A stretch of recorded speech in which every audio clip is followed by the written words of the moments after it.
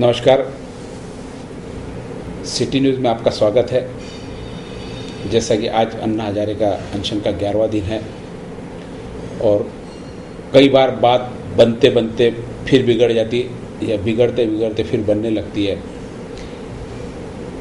क्या कुछ राजनीतिक अड़चने हैं या कुछ संवैधानिक अड़चने हैं या सरकार यह कार्य करना ही नहीं चाहती और अन्ना अनशन छोड़ना ही चाहते? आखिर क्या इस चीज़ के पीछे मंशा हो सकती है सरकार की और अन्ना की?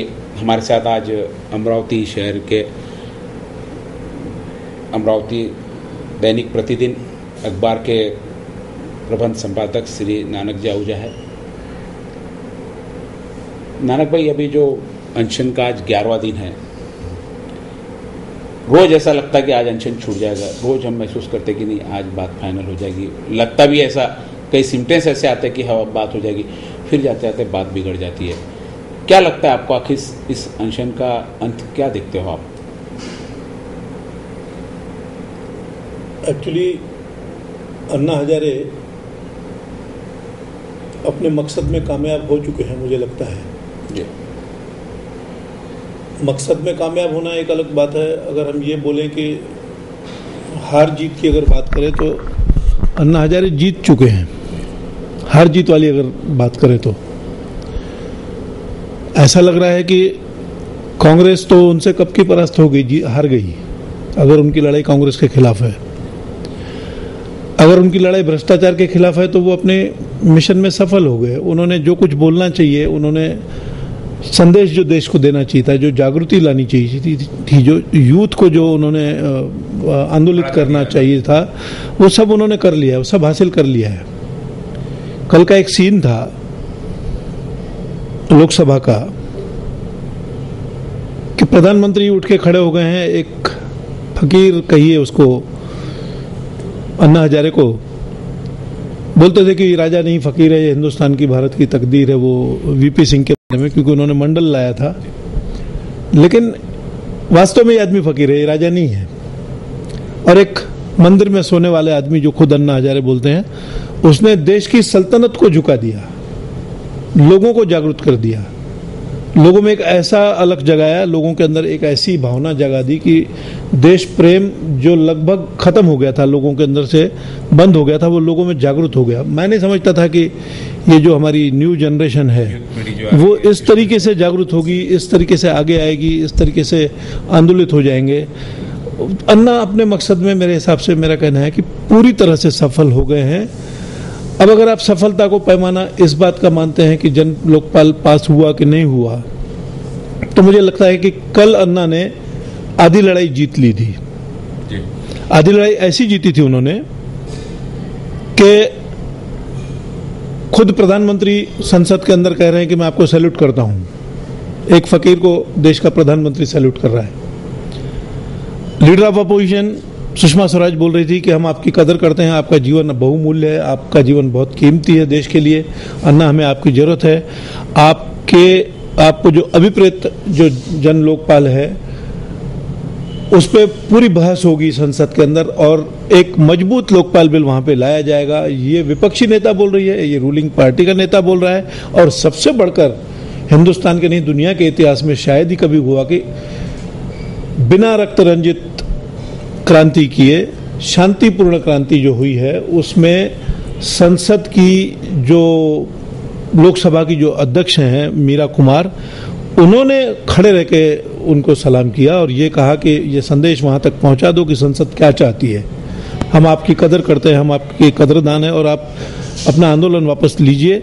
आपको अभिप्रेत जो लोकपाल बिल है उस पर चर्चा होगी और उसको मजबूती से लाया जाएगा। ये लोकसभा अध्यक्ष जो कभी बोल ही नहीं सकती, वो किसी को इस तरीके से फेवर नहीं कर सकते। मुझे लगता है कि सब संविधान से हटके है। अब अन्ना को इससे बढ़ के जीत क्या चाहिए? मुझे लगता है कि अन्ना आधी नहीं, पूरी लड़ाई जीत गए। आप बोल सकते हो कि कांग्रेस ने हमसे धोखा किया था, ये बहस का विषय है कि कांग्रेस ने अन्ना से धोखा किया या रामदेव बाबा से किया या नहीं किया, ये बहस के मुद्दे हैं। वो बोलेंगे किया, वो बोलेंगे नहीं किया। पर कल संसद थी ना, कल कांग्रेस थोड़ी थी, कल बीजेपी भी थी, लालू प्रसाद भी थे, मुलायम भी थे, हर पार्टी थी, सब लोग थे। एक असम गण परिषद छोड़ दीजिए तो लगभग सब ने हथियार डाल दिए थे। अगर ये कहा जाए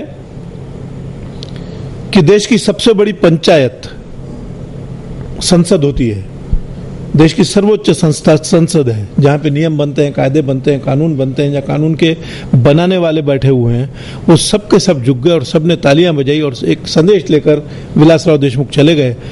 लेकिन अफसोस ये है कि अन्ना कल भी नहीं उठे। अब अन्ना का उठना जो सब्जेक्ट है, अन्ना का अनशन तोड़ना जो सब्जेक्ट है, और जनपाल विधेयक का पास होना जो चीजें हैं, दोनों अलग अलग सब्जेक्ट है। आपकी बात लगभग मुकाम तक पहुंच रही है, आपकी बात लगभग मुकाम तक पहुंच रही है। आपने परसों रात को एक 3 डिमांड्स डाल दी थी, सिटीजन चैप्टर बनना चाहिए, चार्टर बनना चाहिए, नीचे के कर्मचारियों को भी लेने चाहिए, वगैरह वगैरह। 3 आपने डिमांड्स और नहीं डाल दी। चलिए ठीक है, वो भी एक आपका बन हो गया, आपकी जायज डिमांड है, क्योंकि अपने लिए तो कुछ मतभेद था। नहीं है, ऑलरेडी पुराने जन लोकपाल में ऑलरेडी डिमांड चल रही है। हाँ। उस 3 पे ही मतभेद था कि वो कल खत्म हो गया। हाँ। वो परसों खत्म हो गया। वो सब परसों खत्म होने के बाद में कल आपकी संसद ने डिमांड मान ली। फिर आपका ये कहना था कि आप पहले संसद में बहस शुरू करवाओ, तब जाकर मैं अनशन छोड़ूंगा, लेकिन आंदोलन बंद नहीं होगा। आज आपका कहना है कि पारित करो तो फिर मैं करूंगा। मुझे लगता है कि कहीं ना कहीं अब अन्ना नहीं, ये गांधी है, ये आज़ादी की दूसरी लड़ाई है, ये ऐसा है, वगैरह वगैरह जो जुमले दिन भर टीवी पे चल रहे हैं, कहीं ना कहीं थोड़ी तुलना होनी चाहिए, ज्यादती है मेरे हिसाब से। अन्ना अन्ना है, गांधी गांधी थे। गांधी अंग्रेजों के खिलाफ लड़ रहे थे, ये इनको काले अंग्रेज बोल रहे हैं। यहाँ तक ठीक है, मैं समझ सकता हूँ कि आप जब तक आप ऐसी भाषा का इस्तेमाल नहीं करोगे लोगों को, तब तक आप सड़क पे ला नहीं सकते। आपने वहां तक लाया, आपने मंजिल हासिल कर ली। अब आप अन्ना नहीं गांधी है जब आप कह रहे हो, तो महात्मा गांधी को पता था कि आंदोलन कहाँ शुरू करें और कहाँ खत्म करें। प्रतीकात्मक आंदोलन करते थे महात्मा गांधी। महात्मा गांधी वो सीधी लड़ाई एकदम डायरेक्ट पे नहीं जाते थे।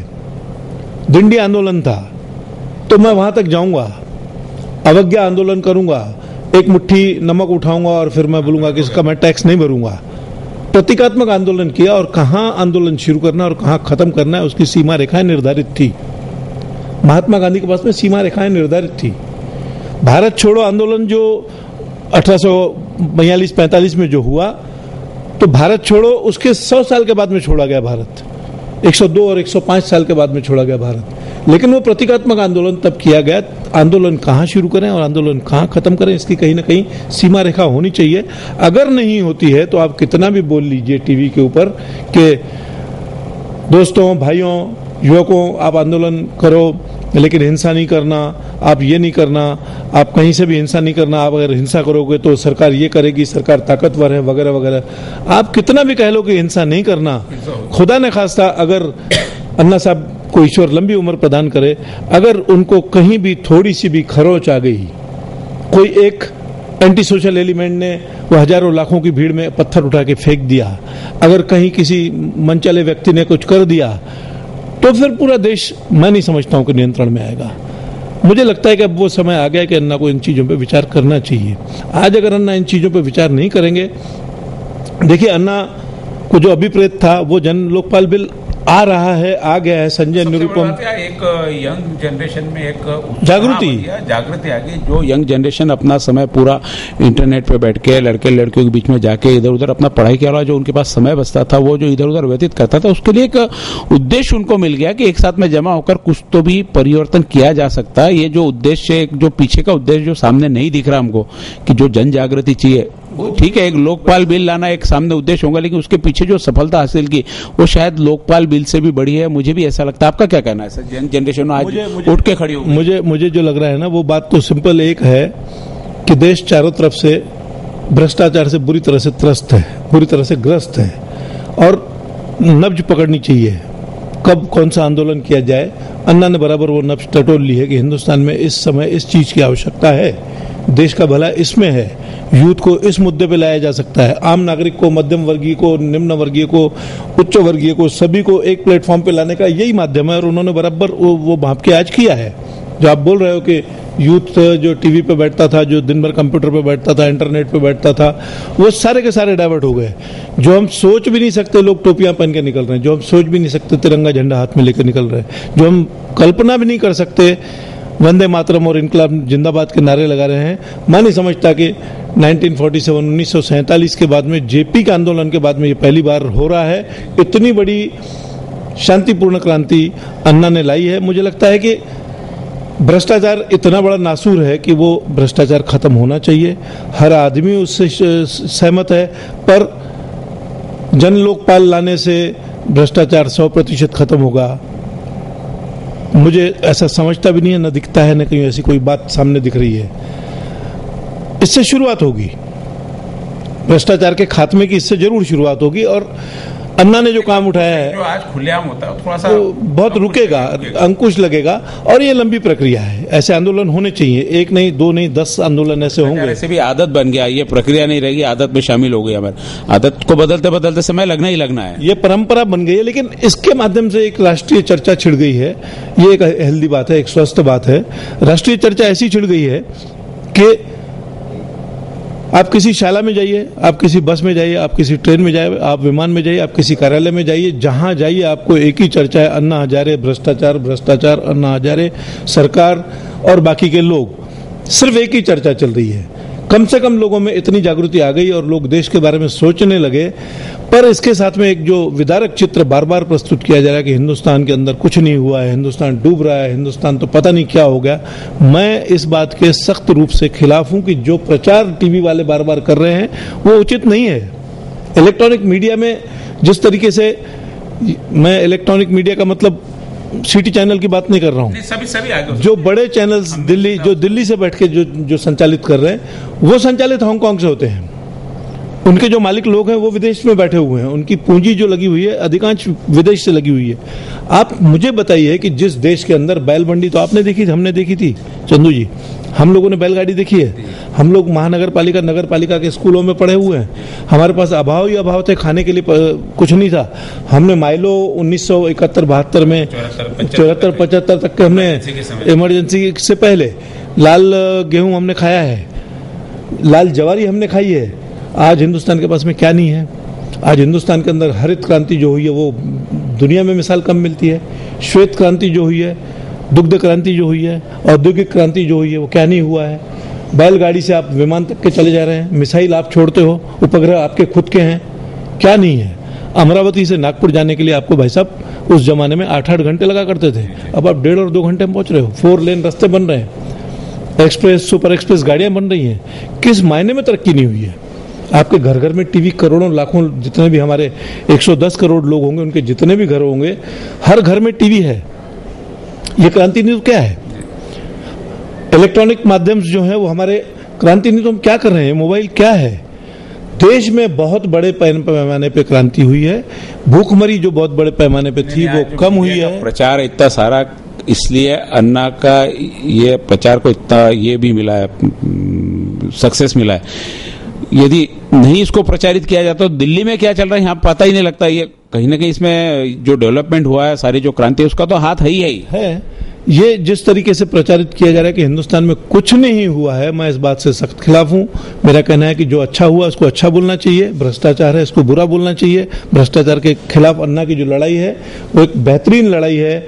ऐसी दुनिया में मिसालें नहीं मिलती। हम रोज टीवी पे आज देख रहे हैं लीबिया में क्या हुआ, गद्दाफी का क्या हुआ, फलाने का क्या हुआ। वहां पे जितनी भी क्रांतियां हो रही हैं, रशिया से लेकर हर जगह पर, अफगानिस्तान से तालिबान से लेकर तो सद्दाम से लेकर तो हर जगह पर रक्त रंजित क्रांति है। केवल एकमात्र विश्व में हिंदुस्तान ही ऐसा देश है कि जहां रक्त रंजित क्रांति नहीं होती है, जहां अन्ना जैसा एक फकीर अनशन पे बैठता है और मनमोहन सिंह जैसा राजा उसको सैल्यूट करता है। सोनिया गांधी बीमारी की हालत में लंदन से उसको मैसेज भेजती है, अमेरिका से या जहां भी वो है वहां से मैसेज भेज रही है। देश की सर्वोच्च नेता जो है लोकसभा की, वो उठ के उसको सलाम कर रही है। मुझे लगता है कि अब कहीं ना कहीं अन्ना को इस पर विचार करना चाहिए। आज एक समय आया हुआ है, अगर आप इस पर आज विचार नहीं करोगे, आंदोलन कल सरकार के हाथ से कब निकल जाएगा कह नहीं सकते। आंदोलन कल अन्ना के हाथ से कब निकल जाएगा कह नहीं सकते। आज आप ड्राइविंग सीट पे बैठे हो, आप सेफ ड्राइविंग करिए। आप जहां पे भी हैं अच्छे हैं, आपने अपनी सफलता हासिल की है। एक निहत्था व्यक्ति, एक धोती और टोपी पहना हुआ व्यक्ति, एक 8वीं 10वीं पास व्यक्ति, एक सेना में छोटी सी सर्विस में रहने वाला व्यक्ति इतनी ऊंचाई तक पहुंच सकता है। ये केवल हिंदुस्तान में संभव है, ये केवल अन्ना ही कर सकते हैं, या फिर उनके साथ में जो किरण बेदी हैं या केजरीवाल हैं या शांति भूषण जी हैं, ये लोग कर सकते हैं। इनको एक ने 1000 बार सलाम करने पड़ेंगे, लेकिन अन्ना की जान की कदर कीजिए। अन्ना को इस तरीके से भी मत बरगलाइए कि वो निरंतर वो बने रहें और कहीं अंत बुरा ना हो जाए। मुझे लगता है कि आंदोलन जहां से आपने शुरू किया है वो अच्छा पॉइंट था। आंदोलन जहां खत्म होता है, देखिए आंदोलन रामदेव बाबा ने भी किया, किस तरीके से खत्म हुआ, दोष किसका था किसका नहीं था ये सब्जेक्ट नहीं है।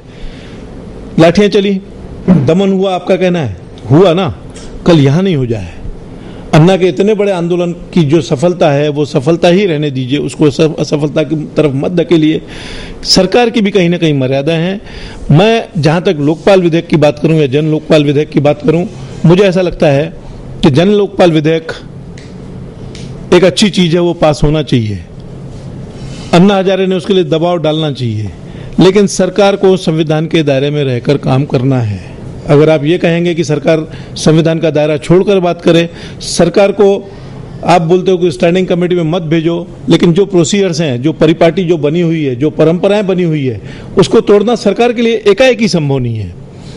विवादित कोई चीज है तो स्टैंडिंग कमेटी, यदि सर्वसम्मति तो फिर स्टैंडिंग कमेटी की आवश्यकता नहीं है ना इसको। अन्ना का भी ये कहना था कि हाउस में सदन में यदि सर्वसम्मति बन जाए तो फिर स्टैंडिंग कमेटी के पास नहीं भेजना पड़ता है।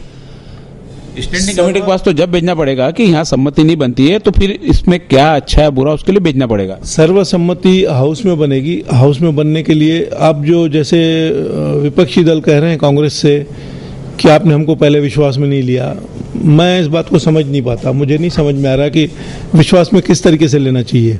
जो भी सत्तारूढ़ पार्टी होती है, कभी बीजेपी होगी, कभी कम्युनिस्ट होंगे, कभी देवेगौड़ा होंगे, कभी मनमोहन होंगे, कभी अटल बिहारी वाजपेयी होंगे, जब वो बिल पेश करते हैं तो क्या अपोजिशन को बुला के थोड़ी करते हैं। बिल उनको लगता है, उसके एक्सपर्ट्स से ओपिनियन मंगाए जाते हैं, बिल कैबिनेट में जाता है, स्टैंडिंग कमेटी में जाता है, लोकसभा में जाता है, पारित हो जाता है।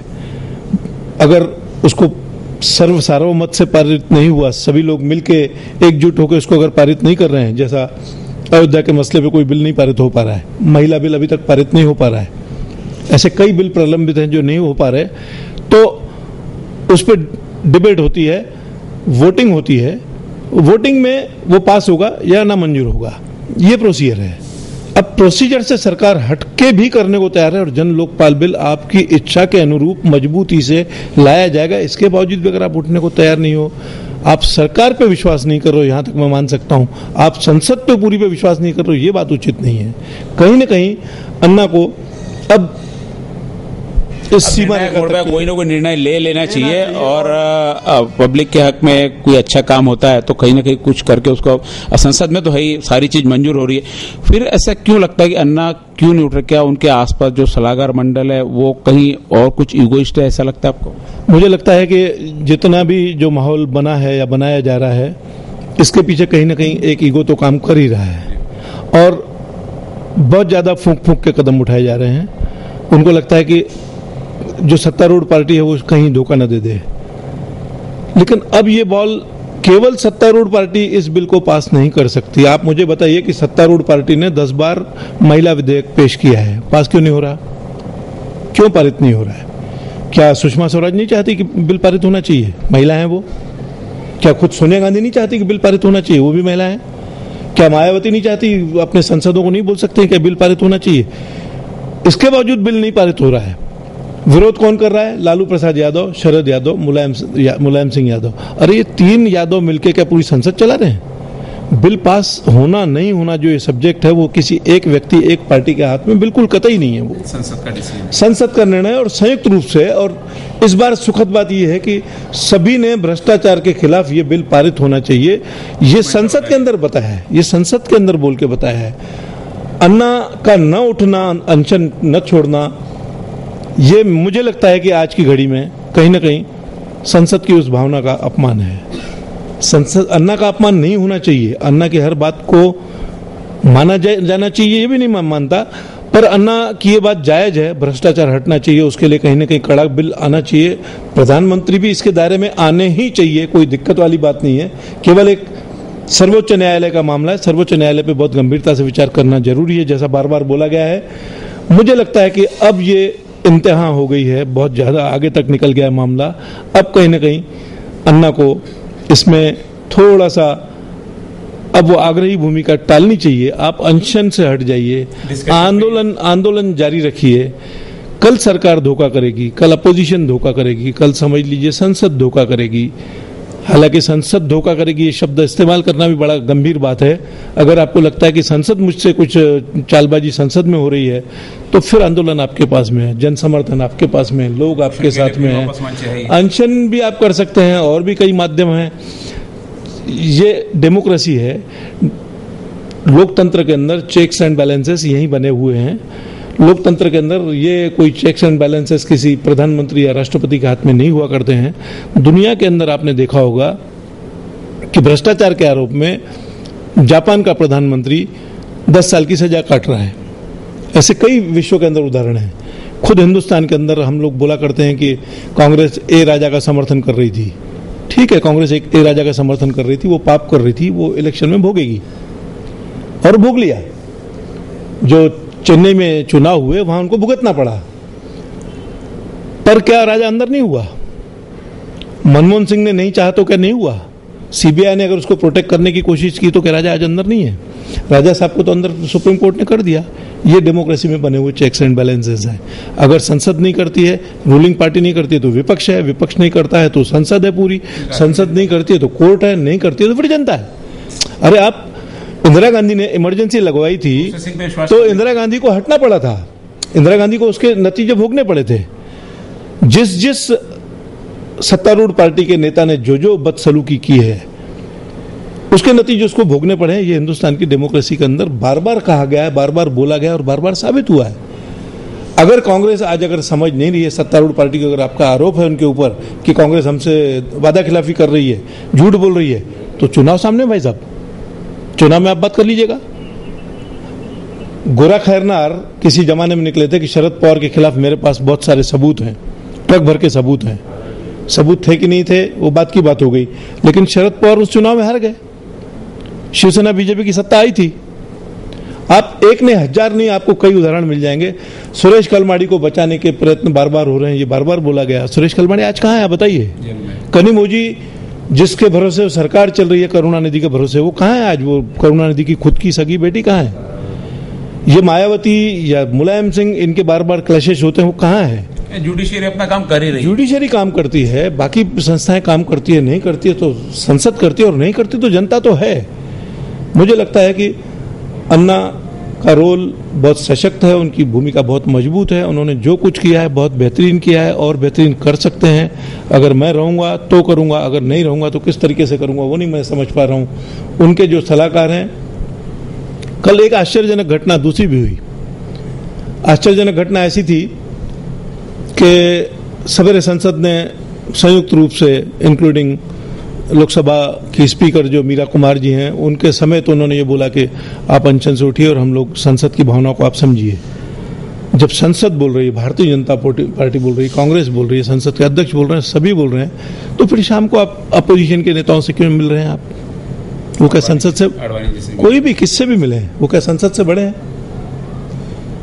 एक तरफ आप रूलिंग पार्टी से डिस्कशन कर रहे हो, आपको उनसे सहयोग चाहिए, आपको झुक झुक के सहयोग देने की बात कर रहे हैं। एक तरफ संसद खुद उनके अंदर इंक्लूडिंग अपोजिशन, विपक्षी दलों को मिला के संसद जब आपको बोल रही कि हम आपके साथ में हैं, तो फिर आप अपोजिशन के लीडर से मिलकर क्या संदेश देना चाहते हैं? मैं समझता हूं कि कहीं ना कहीं घालमेल हो रहा है, इसको बंद किया जाना चाहिए। अन्ना बहुत अच्छे हैं, भोले वाले हैं। महाराष्ट्र की जनता, आप और हम उनको बहुत अच्छी तरह जानते हैं।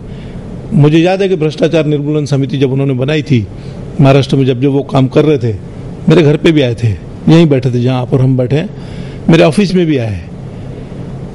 उनकी निश्चलता, उनका निष्कपट व्यवहार, उनकी सब बातें वो हम अच्छी तरह से महाराष्ट्र के लोग समझते हैं। एक सीमा है, उस सीमा तक हम लोग चले गए हैं। संसद के बाद में अब इनके सामने कौन झुकेगा? एक इसमें और एक आश्चर्यजनक बात हो रही है, भ्रष्टाचार के खिलाफ हम लोग लड़ रहे हैं और वो जो सेन है, जो अभी जो हाईकोर्ट जज, उनके खिलाफ महाअभियोग की बात चल रही थी। राज्यसभा में पारित हो गया, लोकसभा में होना है। भ्रष्टाचार हटाओ, भ्रष्टाचार हटाओ, जो जन लोकपाल बिल लाओ के शोर में उसका केस दब गया है।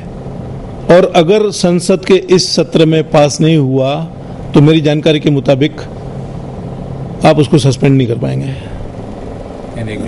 आप एक देश का हाईकोर्ट का सबसे बड़ा जज अगर भ्रष्टाचार के आरोप में सजा पा रहा है तो भ्रष्टाचार हटाओ के नारे के अंदर वो बच जाएगा। कहीं ऐसा नहीं हो जाए। मुझे नहीं पता है संविधान में क्या प्रोविजन है, जो मुझे बताया गया है वो यही है कि अगर लोकसभा के इस सत्र में सेन साहब के खिलाफ वो महाअभियोग लोकसभा में पारित नहीं हुआ तो आप उनका कुछ भी नहीं बिगाड़ पाएंगे। अरे जहां से शुरुआत हो रही वो तो होने दीजिए। श्री गणेश तो भ्रष्टाचार के खिलाफ, भ्रष्टाचार को प्रोटेक्शन मिल जाएगा, भ्रष्टाचार का एक श्री गणेश तो होने दीजिए। मुझे लगता है कि काफी कुछ हो चुका है। जिनके जिनके दोष थे उन लोगों को दोष अपने मालूम पड़ गए हैं, उनको ये पता चल गया है कि हम ज्यादती कर रहे हैं। मैं सीधी सीधी बात कर रहा हूँ। अन्ना के आंदोलन को कुचलने के लिए उनको जेल में डालना जरूरी नहीं था। तिहाड़ में तो बिल्कुल इसलिए जरूरी नहीं था क्योंकि रामविलास सुरेश कलमाड़ी और राजा जैसे भ्रष्टाचार करने वाले लोग जहाँ हैं वहाँ भ्रष्टाचार के खिलाफ बात करने वाले को वहाँ रखो। ये कांग्रेस की गलतियाँ नहीं थी, महागलतियाँ थी और कांग्रेस को ये एहसास हो गया कि हमने गलती कर ली है। मनीष तिवारी जो बेतुके बयान दे रहा था, कल उसको माफ़ी मांगनी पड़ी। डेमोक्रेसी है, मैंने आपसे कहा कि चेक्स एंड बैलेंसेस बने हुए हैं। आप अगर किसी को आंदोलन को इस तरीके से दबाओगे, कुचलोगे, भाई आप ये देख लीजिए कि रामदेव बाबा के आंदोलन में जो कुछ हुआ, क्या कांग्रेस की सरकार को आज जवाब नहीं देना पड़ रहा है? क्या कांग्रेस की सरकार आज कटघरे में नहीं है? चेक्स एंड बैलेंसेस बने हुए हैं। अन्ना को अश्योर्ड होना चाहिए। अन्ना को मुझे लगता है कि लोकशाही में विश्वास है उनको बहुत ज़्यादा, लोकशाही से ही लड़ रहे हैं और आगे भी लोकशाही उनके नेतृत्व में मजबूत हो। मुझे पता है कि वो आदमी निस्वार्थी आदमी है, उसके पास में उसको कुछ नहीं चाहिए। वो जो कहते हैं कि मैं एक मंदिर में रहता हूँ, मेरे पास खाने की एक प्लेट है और चाय पीने के लिए एक कप है, उसके अलावा मेरे पास सोने के लिए एक बिस्तर है, बाकी मेरे पास कुछ भी नहीं है। ये बात वास्तविक है। और ऐसे तपस्वी लोगों की, मुझे लगता है कि ऐसे लोग सदियों में एक आध बार जन्म लेते हैं। महात्मा गांधी के बाद में एक जेपी के बाद में आज अन्ना हजारे। इस बीच में कहीं पे भी आपको ऐसा कोई सीन नहीं मिलेगा कि कोई इतना बड़ा तपस्वी हमारे बीच में पैदा हुआ है। लेकिन उस तपस्वी को कहाँ तक ले जाना है, उनका कहाँ तक के ये करना है, अगर ये नहीं होना चाहिए। दूसरा एक मसला, आखिरी में मैं सिर्फ इतना ही बताऊंगा, अन्ना की आज ये डिमांड मानी जाए, बहुत अच्छी बात है, पर जिस तरीके से मानी जा रही है तरीका संसदीय कतई नहीं है, मानी जानी चाहिए। क्योंकि अब तो कोई सॉल्यूशन बचा ही नहीं है, अब इसके अंदर कहीं पर्याय नहीं बचा है। लेकिन क्वेश्चन फिर आएगा कि महिलाओं का विधेयक पास करने के लिए किरण बेदी के नेतृत्व में, सुषमा स्वराज के नेतृत्व में, फलाने के नेतृत्व में, एक सक्षम महिला के किसी के नेतृत्व में अगर फिर से बैठ जाएं कि अब ये बिल पास करो, फिर अगर विधानसभा के सामने कोई आके बैठ जाए कि भाई अब ये बिल पास करो, फिर अगर कोई महानगर पालिका के सामने आके बैठ जाए कि भाई साहब अब ये बिल पास करो, नहीं तो हम लोग अनशन से नहीं उठेंगे, फिर उसके बाद में जिला परिषद और ग्राम पंचायत की पारी आएगी, भाई साहब गाँव-गाँव में वीरूगिरी हो जाएगी। गांव-गांव में वीरूगिरी हो जाएगी। कहीं देश का भी ख्याल रखना पड़ेगा, कहीं संविधान। बुराइयों से लड़ो, बुराइयों से लड़के अन्ना ने जिस तरीके से लोगों को जागरूक किया उतना करो, शॉर्टकट मत मारो। लोग अगर शॉर्टकट मारने की कोशिश करेंगे आगे चल के तो देश के लोकतंत्र के लिए बहुत घातक होगा। अन्ना, आप महान हैं, आपने जो कुछ किया है, आपकी देश को बहुत आवश्यकता है, आप बार बार करते रहिए। लेकिन एक सीमा रेखा जो महात्मा गांधी आपको बोला जा रहा है, लड़ाई शुरू कहाँ हो और ख़त्म कहाँ हो, जब तक कि ये सीमा रेखा तय नहीं होगी तो बड़ा मुश्किल हो जाएगा देश के लिए भी, सबके लिए भी। धन्यवाद। आज हमारे बीच हमने भी नानक भैया से अन्ना हजारे के आंदोलन के बारे में चर्चा की।